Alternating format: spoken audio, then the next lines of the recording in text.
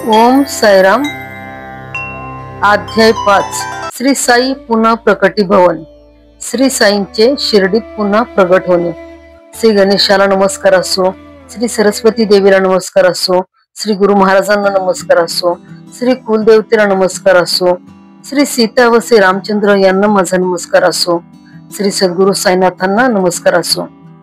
आता बाबा शिर्डीत गुप्त होऊन चांद पाटला बरोबर पुन्हा कसे आले त्याची कथा पूर्वीच्या कथेच्या अनुसंधानाने ऐकावी। स्वतः बाबांनी पाणी वाहून कशी बाग निर्माण केली, गंगागीर वगैरे संतांचे एकत्र जमणे कसे झाले या गोष्टीकडे लक्ष देणे पावन करणारे आहे।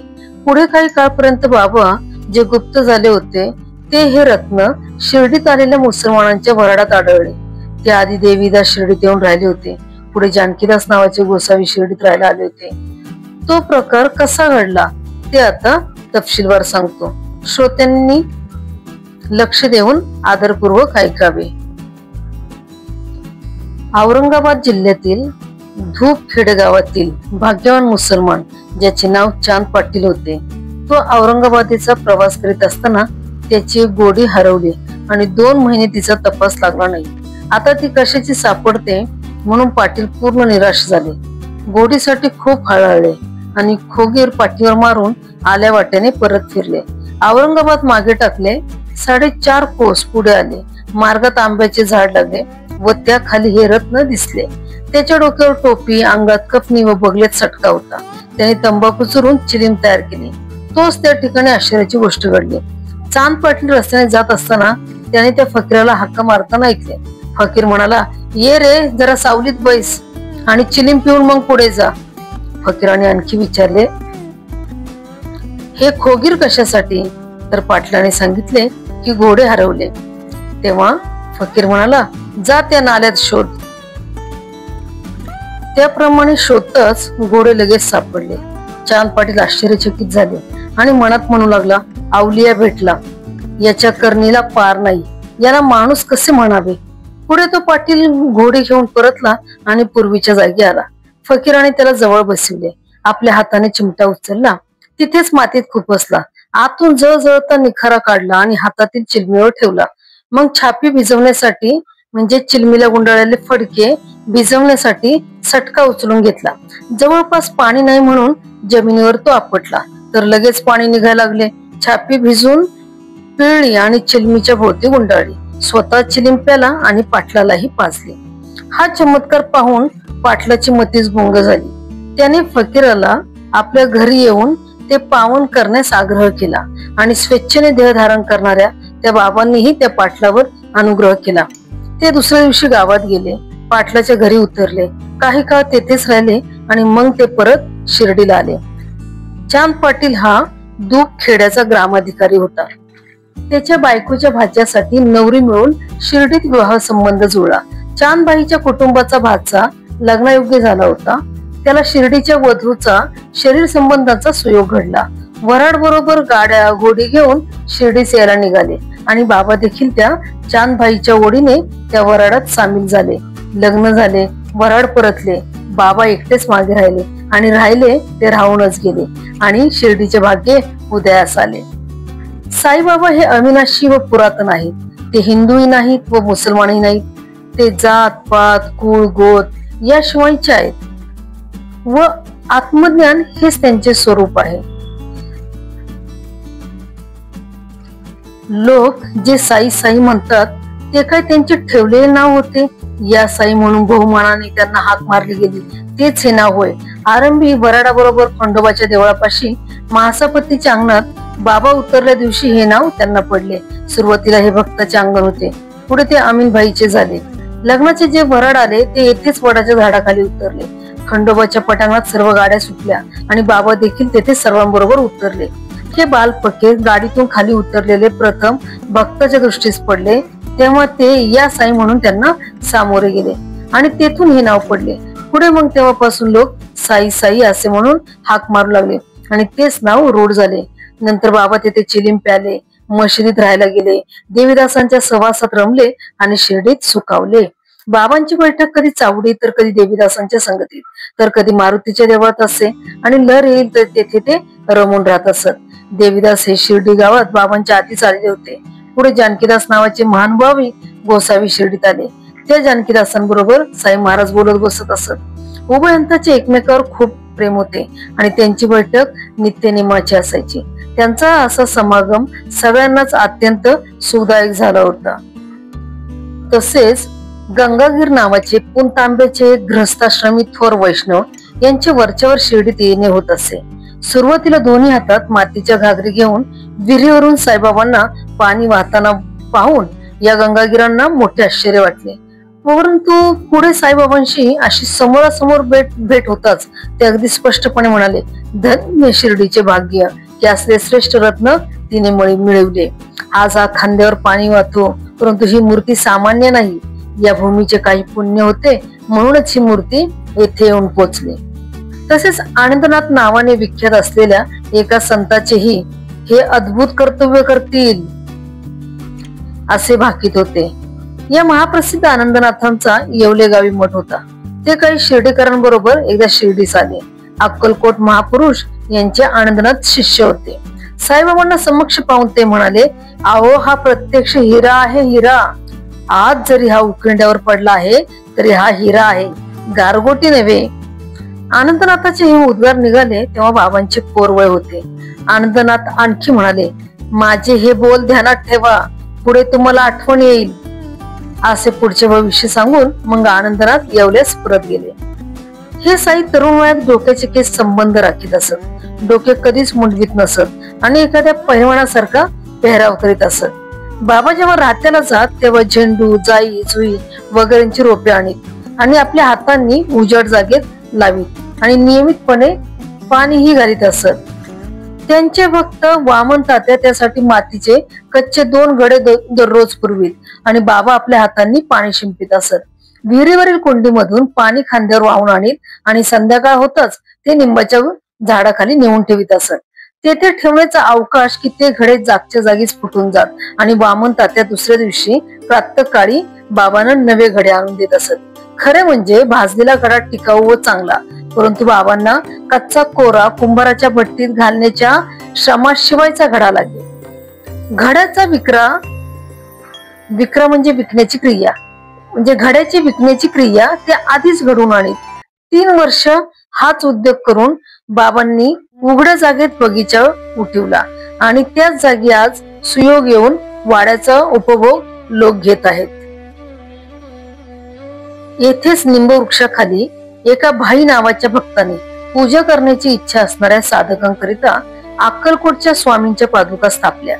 भाईंचे उपास्य दैवत अक्कलकोटचे स्वामी समर्थ होते आणि त्यांच्या छबीचे पूजन ते निष्ठेने व नित्यनेमाने करीत असत. एकदा त्यांना वाटले की आपण अक्कलकोटी जावे, पादुकांचे दर्शन घ्यावे आणि मनोभावे पूजा उपचार समर्पावे. मुंबईहून निघायची सर्व तयारी केली. उद्या निघणार तो त्यांचा बेत तसाच राहून गेला आणि त्यांनी शिर्डीची वाट धरली. उद्या जाणार तो आज स्वप्नात स्वामी समर्थांची आज्ञा झाली की सध्या माझा निवास शिर्डीत आहे, तर तू तेथे जा. अशी ती आज्ञा श्रीवंदून मुंबईहून भाई निघाले आणि शिर्डीत 6 महिने राहून आनंद संपन्न झाले. भाई अत्यंत निष्ठावंत होते. त्या दृष्टांताची आठवण राहावी म्हणून तेथे निंबवृक्षाखाली त्यांनी स्वामींच्या पादुका स्थापल्या. शके 1834 साली श्रावणातील शुद्ध पक्षाच्या पुण्यकाळी भजन पूजनासह प्रेमपूर्वक निंबातळी त्या पादुका स्थापिल्या. चांगला मुहूर्त पाहून दादा केळकरांच्या हस्ते पादुकांची स्थापना करली. मग उपासनींनी स्वतः सर्व शास्त्रोक्त विधिविधान केले. पुढील व्यवस्था भाईंनी याप्रमाणे सोपवली. दीक्षित नावाच्या ब्राह्मणाने पूजा करायची आणि सगुण नावाच्या भक्ताने इतर व्यवस्था पाहायची. असे हे पादुकांचे आख्यान आहे. प्रत्यक्ष ईश्वराचे अवतार असलेले हे संत स्वतः निर्विकार असून असेच जगताचा उद्धार व कल्याण करण्यासाठी पृथ्वीवर जन्म घेतात. पुढे काही दिवस गेल्यावर एक आश्चर्यकारक गोष्ट घडली. ती श्रोत्यांनी ऐकली म्हणजे त्यांच्या मनाला नवल वाटेल. मोहितीन नावाच्या एका तांबोळी बरोबर, तांबोळी म्हणजे खाण्याची पाने विकणारा, तर ह्या मोहितीन नावाच्या तांबोळी बरोबर साईबाबांचा काही बेबनाव होऊन त्यांची कुस्ती जुंपली आणि एकमेकांची लढाई लागली. दोघेही पटाईत पैलवान, परंतु नशिबापुढे काही जोर चालत नाही. मोहिद्दीन बलाढ्य होऊन सामर्थ्य कमी झालेले बाबा जिंकले. म्हणजे मोहिद्दीन बलाढ्य असूनही सामर्थ्य कमी झालेले बाबा जिंकले गेले. तेव्हापासून मग निश्चय करून बाबांनी आपला सर्व पोशाखच बदलला. अंगावर कपनी ओढली, लंगोट लावला आणि डोक्याला फडका गुंडाळला. गोनपाटाचे बसण्यासाठी आसन केले, त्याचेच अंथरूण केले आणि फाटके तुटके नेसून त्यातच बाबा समाधान मानू लागले. ते सदा म्हणत, गरिबी म्हणजेच खरी बादशाही आहे. श्रीमंतीपेक्षा लाख पटीने ती श्रेष्ठ आहे. गरिबांचा अल्लाबाई असतो. गंगाधरांची ही अशीच अवस्था झाली होती. त्यांना पैलवानीची फार आवड होती. एकदा कुस्ती खेळत असताना त्यांना वैराग्य आले. योग्य वेळीची घटका आली आणि एका सिद्ध पुरुषाची वाणी बोलली, देवाबरोबर खेळ करून शरीर झिजवले पाहिजे. कुस्ती खेळता खेळता गंगाधरांच्या कानावर हे अनुग्रह रूप शब्द पडले आणि संसारावर पाणी सोडून ते परमार्थ भजनाला लागले. पून तांब्याच्या जवळ नदीच्या 2 प्रवाहामधील बेटावर बुवांचा मठ आहे आणि सेवेसाठी तिथे शिष्यही आहे. असो. पुढे साईनाथ फक्त विचारलेल्यांनाच उत्तर देत असत आणि स्वतः आपण कोणाबरोबरही कधीही बोलत नसत. दिवसा त्यांची बैठक कधी निंबाखाली असे तर कधी गावाच्या सीमेवरच्या ओढ्याजवळील भाबळीच्या आडव्या फांदीच्या सावलीत ते बसत असत. कधी तेथून एका मैलावरील निम गावाच्या परिसरात दुपारी तिपारी मनास येईल तसे ते हिंडत असत. निम गावाची जहागीरदारी प्रसिद्ध त्रिंबक डेंगळ्यांच्या घराकडे होती. त्यातील बाबासाहेब डेंगळ्यांवर बाबांचे भारी प्रेम होते. निम गावाच्या फेरीवर गेले की बाबा त्यांच्या घरी जात आणि दिवसभर अति प्रेमाने त्यांच्या बरोबर बोलत असत. त्यांना नानासाहेब नावाचा एक लहान भाऊ होता. त्याला मूलबाळ नव्हते म्हणून तो मनाने अतिशय दुःखी होता. पहिल्या बायकोस योग लवकर येईना म्हणून दुसरे लग्न केले, पण तरीही ऋणानुबंध चुकेना. खरोखरच नशिबाचे नियम समजण्यास कठीण असतात. पुढे बाबासाहेबांनी नानासाहेबांना साईबाबांच्या दर्शनाला पाठवले आणि त्यांना आशीर्वाद लाभून पुत्रप्रसाद प्राप्त झाला. नंतर साईबाबांचा महिमा वाढत जाऊन त्यांच्या दर्शनाला जनसमुदाय लोटू लागला. ही बातमी अहमदनगरला जाऊन पोहोचली. तेथे सरकार दरबारी नानासाहेबांचे बरेच येणे जाणे होते. तेथे जिल्ह्याच्या कचेरीत चिदंबर केशव गाडगे नावाचे चिटणीस होते. त्यांना नानासाहेबांनी पत्र धाडले की साई समर्थांचे दर्शन घेण्यासारखे आहे. तुम्ही आपली मुले बाळे व इष्टमित्र घेऊन दर्शनाला यावे. असे एकामागून एक अनेक जण शिर्डीस येऊ लागले आणि जसा जसा बाबांचा लौकिक वाढत गेला तसा तसा त्यांच्या दर्शनाचा परिवारही वाढत गेला.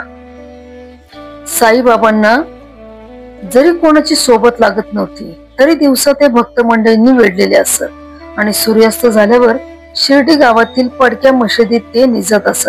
त्यांच्या अंगात पायघोळ कपनी व डोक्याला एक पांढरा फडका असे आणि जवळ सदा सर्वदा चिलीम, टंबरेल, सटका आणि तंबाखू असे.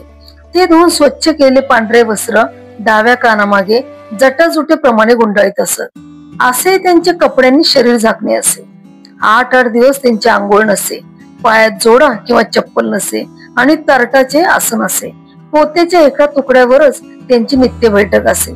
टेकायला तक्क्या कसा तो त्यांना ठाऊक नव्हता. त्यांना समाधान कशानेही मिळत असे. हे जुने तरटच त्यांची आवडती बैठक होती आणि त्या ठिकाणी ते निश्चयपूर्वक सदा सर्वदा दिवसभर बसलेले असत. अशा प्रकारे बसायला किंवा अंतरायला तेच तरट व कमरेला नेसायला फक्त एक लंगोटी होती. दुसरे वस्त्र पांघरणे नव्हते. थंडीपासून रक्षण करण्यासाठी फक्त एक धुनीच तेवढी होती. गोण्याच्या आसनावर बसलेले बाबा दक्षिण दिशेकडे तोंड करून डावा हात कठाड्यावर ठेवून समोर धुनीकडे पाहत मशिदीत बसलेले असत. जणू काय अहंकार व वासना सहित नाना प्रकारच्या मनोव्यापारांची आहुती तसेच सकळ प्रपंच प्रवृत्तीचे हवन धुनीमध्ये नाना प्रकारच्या युक्त्यांनी ते करीत असत. अशा त्या अतिशय उष्ण कुंडाला बाबांनी ज्ञानाच्या अभिमानाचा ओंडा लावला. ओंडा म्हणजे लाकडाचा ठोकळा लावला. त्यांच्या तोंडी सदैव अल्लाह मालिक असे आणि ते सदा त्यांचे गुणगान गात असत. मशीद तरी ती केवढी, 2 खंती जागा. त्यातच बाबा बसत उठत आणि सर्वांनाही भेटतही असत. गादी तक्क्या तो आत्ता आला आणि भोवती भक्त समुदायही आता गोळा झाला. सुरुवातीला त्यांच्याजवळ जायला सगळ्यांना निर्भयता वाटत नव्हती. सन 1912 पासून हा सारा नवा प्रकार सुरू झाला आणि मशिदीच्या अवस्थेतही खरा बदल होण्यास सुरुवात झाली. मशिदीच्या जमिनीत गुडघे एवढे खड्डे होते. तेथे भक्तांच्या भावापायी एका रात्रीत फरशी झाली. मशिदीत राहण्यास येण्याआधी बाबा तकियात राहत असत आणि तेथेच बऱ्याच काळपर्यंत ते रमले होते. तेथेच पायात घुंगरू बांधून खंजिरीच्या तालावर बाबा अति सुंदर नाचत असत आणि प्रेमाने गोड गातही असत. आरंभी साई समर्थांना दिवे लावण्याचा उत्सव किंवा रोषणाई करण्याची मोठी हौस असे. त्यासाठी ते स्वतः दुकानदाराकडे तेल मागायला जात असत. टंबरेल हातात घेऊन वाण्या तेलांच्या दुकानातून स्वतः तेलाची भिक्षा मागत ते तेल आणून पंत्यात भरीत असत आणि मशिदीत व देवळात झगझगीत पंते पेटवीत असत. असे काही दिवसापर्यंत सतत चालले. दिव्यांची पूजा करण्याची बाबांना फारच आवड. दिवाळीची रोषणाई देखील ते करीत असत. चिंध्या काढून वाती वळीत आणि मशिदीत दिवे पेटवीत. रोज ते तेल फुकट आणीत. परंतु एकदा वाण्यांच्या मनात कपट आले आणि सर्वांनी मिळून कट केला की आता ही कटकट पुरे. मग दररोजच्या नियमाप्रमाणे बाबा त्यांना तेल मागण्यास गेले असता सर्वांनी नाही म्हटले आणि आता मोठे आश्चर्य घडले. बाबा न बोलता परत गेले आणि पंत्यात सुकेच काकडे ठेवले. तेल नसता आता ते काय करतात याची मौज वाणी पाहू लागले. बाबांनी मशिदीच्या चौथऱ्यावरील टंबरेल उचलून घेतले. त्यात थोडेसे तेल होते. मोठ्या कष्टाने संध्याकाळची वात पेटवली जाईल. त्या तेलात बाबांनी पाणी घातले आणि ते पाणी पण स्वतः पिऊन टाकले. अशा प्रकारे ते ब्रह्मार्पण करून त्यांनी निव्वळ पाणी घेतले. मग ते पंत्यात ओतून सुके काकडे पूर्णपणे भिजवून त्यांना काड्या ओढून लावल्या आणि दिवे पेटवून दाखवले. असे ते पाणी पेटलेले पाहून वाण्यांनी तोंडात बोटे घातली आणि मनात म्हणू लागले की आपण बाबांशी खोटे बोललो, ते फार वाईट केले. अगदी थोडेसेही तेल नसताना सर्व रात्रभर पंत्या जळल्या. सर्व लोक म्हणू लागले की वाणी साईबाबांच्या दयेच्या लायकीचे नाही. वाण्यांना पश्चाताप होऊ लागला की केवढे हे बाबांचे सामर्थ्य. आपण मात्र खोटे बोलून पाप जोडले आणि बाबांना व्यर्थ संताप दिला. बाबांच्या तर हे ध्यानी मणी देखील नव्हते. लोकांप्रित्यर्थ त्यांचे राग किंवा द्वेष धरणे नव्हते. त्यांना कोणी शत्रू किंवा मित्र नव्हता. सर्व प्राणी त्यांना सारखे होते. असो, आता मोहितीन कुस्तीत यशस्वी झाल्यानंतरच्या चरित्राचा महिमा लक्ष देऊ नका. कुस्तीनंतर 5व्या वर्षी अहमदनगरचा राहणारा एक फकीर ज्याचे नाव जव्हार अली होते, तो शिष्यांसह राहत्याला राहण्यासाठी आला. एक उघडी मोकळी जागा पाहून वीरभद्राच्या देवळाजवळ त्या फकीराने तळ दिला. हा फकीर खरोखर भाग्यवान होता.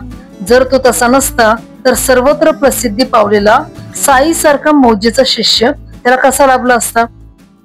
गावात बरेच लोक होते. त्यात कित्येक मराठे होते. त्यातील एक भगू सदाफळ नावाचा माणूस त्याचा सेवक झाला. फकीर मोठा पडिक होता. पडिक म्हणजे वाचणारा. कुराण शरीफ हातात असलेल्या आवळ्याप्रमाणे त्याला स्पष्ट होते. स्वार्थी, परमार्थी व भाविक असे अनेक लोक त्याच्या चरणी लागले. फकीराने तेथे ईदगाह बांधण्यास सुरुवात केली. काही दिवसानंतर त्याच्यावर वीरभद्र बाटविल्याचा आरोप आला आणि ईदगाह बांधणे बंद झाले. गावकऱ्यांनी फकीराला गावाबाहेर घालवले. मग तो शिर्डीस आला आणि बाबांजवळ मशिदीत राहिला. फकीर मोठा गोड बोलणारा होता. गाव त्याच्या भजनी लागला. बाबांना देखील त्याने काही करणी करून मोहिनी घातली असे लोक म्हणू लागले. तो बाबांना म्हणाला, तू माझा चेला हो. बाबांचा स्वभाव तर भारी विरोधी. त्यांनी हो म्हटल्याबरोबर त्याला फार आनंद झाला आणि बाबांना घेऊन तो निघाला. बाबांसारखा खंबीर शिष्य व जव्हार अली त्याचे गुरु झाले. दोघांचा राहत्यात राहण्याचा विचार झाला. गुरुला शिष्याच्या कळेची कल्पना नव्हती. शिष्याला गुरुच्या अवकळेची कल्पना होती. परंतु शिष्याने त्यांचा केव्हाही उपमर्द केला नाही आणि आपला शिष्य धर्म पाळला. गुरुमुखातून जे जे वचन बाहेर आले त्याची योग्यता किंवा अयोग्यता पाहिली नाही आणि ते वरच्यावर झेलले. गुरुच्या घरी पाणी देखील वाहिले. अशा प्रकारे बाबांची गुरुसेवा चालली होती. शिर्डीत केव्हा तरीच ते येत असत. असे जेव्हा वारंवार होऊ लागले तेव्हा मग काय घडले पहा. पुढे बाबा राहत्यातच राहू लागले. फकीराच्या फारच नादी लागले आणि बाबा आता शिर्डीला अंतरले असे सर्वांना वाटले. गावकऱ्यांची कल्पना झाली की जव्हार अली आपल्या योग सामर्थ्याने साईबाबांना बांधून ठेवित आहे. परंतु साईबाबांची कळा काहीतरी वेगळीच होती. ते आपल्या देहाचा अभिमान जाळीत होते. श्रोते सहज तर्क करतील की साईबाबांना अभिमान कुठून आला. पण हे आचरण लोकसंग्रहाकरिता होते. हेच त्यांचे अवतार घेण्याचे कारण होते. शिर्डीत जे बाबांचे प्रेमी भक्त होते त्यांचा बाबांवर फार लोभ होता. त्यांना बाबांपासून वेगळे राहणे अयोग्य वाटले. जवाहर अल्लीच्या सर्वस्वी अधीन झालेले त्यांना पाहून गावकऱ्यांचे मन उद्विग्न झाले आणि त्यांना आपल्या इच्छेप्रमाणे चालणारे कसे करावे या विचारात ते गढून गेले. जसे सोने व त्याची चमक किंवा दिवा व त्याचा उजेड, तशीच या गुरु शिष्यांची स्थिती होती आणि त्या दोघांनाही ऐक्याचा तसाच अनुभव येत होता. मग ते शिर्डीचे भक्त मंडळ राहत्याला ईदग्याजवळ गेले आणि बेत करू लागले की मोठा प्रयत्न करून पाहूया आणि बाबांसकट सगळे मग परत जाऊया. परंतु बाबांनी त्यांना उलट समज दिली. ते म्हणाले, फकीर महारागीट आहे, त्याच्या नादी लागू नका. तो मला कधीच सोडणार नाही. तुम्ही येथून पळून जा. तो गावातून आत्ताच येईल आणि तुमचा सत्यानाश करेल. त्याचा क्रोध फार कठीण आहे. त्याचा राग मोठा कडक आहे. येताच तो रागाने लाल भडक होईल. तुम्ही तडक येथून निघून जा आणि शिर्डीची सडक धरा. भक्तजन म्हणू लागले की आता काय करावे. बाबा तर अशी उलटी गोष्ट सांगतात. इतक्यात अचानक तो फकीर आला आणि विचारता झाला, पोरासाठी आलात काय? गोष्टी कसल्या करीत होता? त्याला शिर्डीला माघारी नेण्याच्या कष्टात पडू नका. असे जरी तो आधी बोलला तरी गावकऱ्यांच्या पुढे तोही कचरला आणि म्हणाला, चला मुलाला शिर्डीत नेऊया, बरोबर मलाही घेऊन चला. अशा प्रकारे तो फकीर सर्वांसमोर पुन्हा शिर्डीत आला. त्याला बाबांना सोडवेना आणि बाबांनाही त्याच्यापासून दूर राहावेना. तेव्हा हे कसे काय शक्य होईल ते कळत नव्हते. साई परब्रह्माचा पुतळा तर जवाहर अल्ली ब्रह्माचा भोपळा. देवीदासाने तो कसाच लावला आणि शिर्डीत जवाहर अल्लीचा भोपळा फुटला. देवीदासाचा भांदा सुंदर, डोळे सतेज व रूप मनोहर होते. 10-11 वर्षाचा असताना तो प्रथम शिर्डीत आला होता. असा तो लहान वयाचा व कमरेला फक्त एक लंगोटी नेसलेला तीर्थवासी मारुतीच्या देवळात उतरला होता. आप्पा भिल्ल व म्हाळसापती त्याच्याकडे जात येत असत. काशीराम शिंपी वगैरे त्याला शिदा देत असत. अशा प्रकारे त्याचे महत्व वाढले. लग्नाच्या वऱ्हाडाबरोबर बाबा आले. त्याच्या आधी 12 वर्ष देवीदास शिर्डीत येऊन प्रथम वस्ती करते झाले. आप्पा भिल्लाला ते पाठीवर शिकवित असत. व्यंकटेश स्तोत्र पढून सर्वांकडून तोंडपाठ म्हणून घेत असत आणि नित्य नियमाने अभ्यास चालवित असत. हे देवीदास मोठे ज्ञानी पुरुष होते. तात्याबाने त्यांचे गुरुत्व घेतले आणि काशीनाथ शिंपी वगैरे मुख्य शिष्य होऊन त्यांना शरण गेले. या लोकांनी देवीदासांच्या पुढे तो फकीर आणला आणि शास्त्रीय वादविवाद मांडला. देवीदासाने तो फकीर जिंकला आणि तेथून हाकलून लावला. तो मग तेथून जो निसटला तो वैजपुरात जाऊन राहिला. पुढे कित्येक वर्षांनी तो शिर्डीस आला आणि साईनाथांना नमस्कार करता झाला. आपण गुरु व साई आपला चेला हा त्याचा सर्व भ्रम नाहीसा झाला आणि पश्चातापाने तो शुद्ध झाला. बाबांनाही पूर्वीप्रमाणे त्याचा सन्मान केला. अशी बाबांची आगाध लीला आहे. निर्णय व्हायचा तेव्हा झाला, परंतु तो गुरु व आपण चेला ही भावना बाबांनी तोपर्यंत चालू ठेवली. त्याचे गुरु पण त्याला आणि आपले चेले पण आपणाला हाच येथील एक उपदेश साईनाथांनी स्वतः आचरणात आणला. आपण कोणाचे होऊन राहावे किंवा कोणाला आपले करावे याशिवाय असणे चांगले नव्हे. त्याशिवाय मोक्ष प्राप्त करणे शक्य नाही. बाबांच्या वागणुकीत हाच एक धडा आहे. परंतु ज्याच्या मनाचा निश्चय क्वचित आढळणारा असा ठाम असेल तोच निर्भिमान रूपी गडावर चढू शकेल. येथे स्वतःच्या बुद्धीने मांडलेली चतुराई कामाला येत नाही. ज्याला आपले स्वतःचे हित साधायचे असेल त्याने अभिमान सोडून वर्तन ठेवावे. ज्याने देहाचा अभिमान जाळला त्यानेच हा देह सार्थकी लावला. तो मग परमार्थ साधायला कोणाचाही चेला होईल. बाबांची ही निर्विशेष स्थिती पाहून सर्व लहान मोठे लोक मनात आश्चर्यचकित होऊन त्या लहान वयाच्या देखण्या मूर्तीचे कौतुक करू लागले. ज्ञानी जनांचे देह व्यापार पूर्वजन्मी केलेल्या कर्माप्रमाणे होत असतात. त्यांच्याकडे हाती घेतलेल्या कामांची जबाबदारी नसते. कर्माचे कर्तृत्व त्यांना मान्य नसते. जर सूर्याला अंधारात प्रवेश मिळू शकेल तरच ज्ञानी पुरुषाला द्वैत भाव असेल. ज्यांना अवघे विश्व हे आपलेच रूप वाटते त्यांच्या अद्वैताच्या ठिकाणीच मुक्काम असेल. त्यांचा अद्वैताच्या ठिकाणीच मुक्काम असेल. हे गुरु शिष्यांचे आचरित साईनाथांचे परमभक्त म्हाळसापती यांनी ऐकवले. तसेच मी ते कथन केले. असो, आता हे आख्यान पुरे. या पुढील चरित्र याही पेक्षा गहन आहे. ते यथानुक्रमे सांगितले जाईल ते ऐकायला सावध व्हा. मशीद पूर्वी कशी होती, किती प्रयत्नांनी त्यात फरशी बसवली गेली, साई हिंदू की मुसलमान हे नक्की कोणालाच कळत नव्हते.